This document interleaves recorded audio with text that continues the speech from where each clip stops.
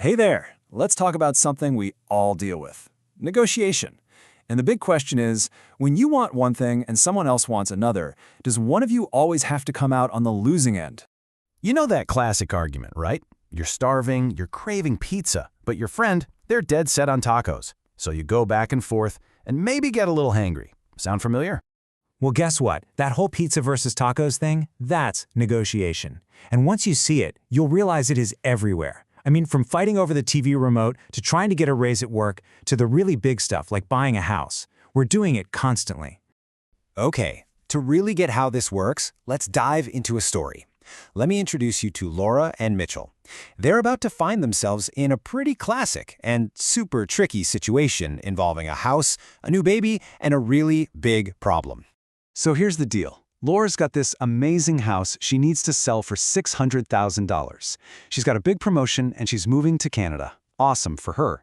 On the other side, you have Mitchell. His family is growing and he desperately needs a bigger place. The catch? His budget is maxed out at $500,000. You can see the issue here, right? That's a $100,000 gap. Ouch. And just to add a little spice to the situation, Mitchell is in full-on panic mode. The baby is coming, like soon. He's thinking, I need a house yesterday. We've all been there with that kind of pressure, right? The clock is ticking big time. All right, let's see how this could go down. Scenario number 1, the stalemate. This is what happens when both people just dig their heels in. No one is willing to give an inch. You know, that my way or the highway kind of deal? So Laura's firm, it's $600,000. Mitchell is just as firm, I only have $500,000. And that's it, a wall. No one budges. So what happens? Well, Laura has to move to Canada with her house still on the market, and poor Mitchell is welcoming a new baby in his way too small apartment. Not exactly the dream scenario for either of them. Okay, let's check the scorecard for this round. Did Laura get her objective? Nope. Did Mitchell? Nope again. And how about the relationship? Totally broken. This, my friends, is what we call a lose-lose. Absolutely nobody wins, and both of them are feeling pretty miserable. A total failure. Okay, that didn't work. So let's rewind and try something else. What happens if one person decides to play hardball and just win? This is scenario 2, the resentment. The name alone tells you this probably isn't going to end well, but let's see. So this time, Laura gets aggressive. She asks for even more money, $640,000. And Mitchell, remember, he's desperate, so he scrapes together a huge loan and he pays it. The deal's done. Success, right? Well, not so fast. A little while later, Mitchell finds out the house was really only worth $600,000. He got taken for a ride. All right, scorecard time again. Did they get the deal? Technically, yes. Check marks for both. But look over at that relationship column. Big broken hearts.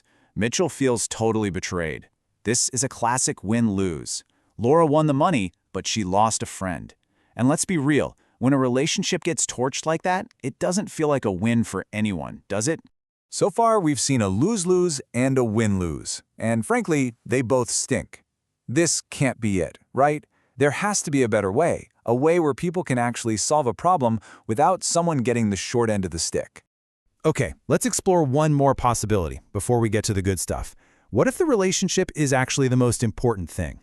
Let's imagine Laura decides her friendship with Mitchell means more than squeezing every last penny out of this deal.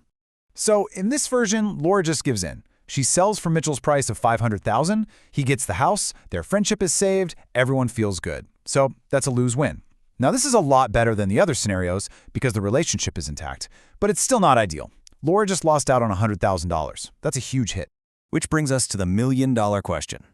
Or, the $100,000 question in this case. How can they both get what they want? Is it even possible for Laura to get her full price, Mitchell to get the house, and for them to walk away as happy friends? This is the magic we're looking for. It's called a win-win negotiation.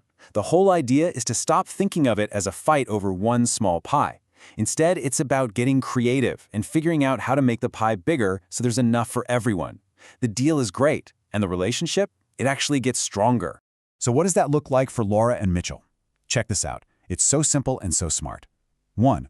Laura sells the house for her full price, $600,000. 2. Mitchell gets the house he needs for his family, right now. And 3, this is the brilliant part.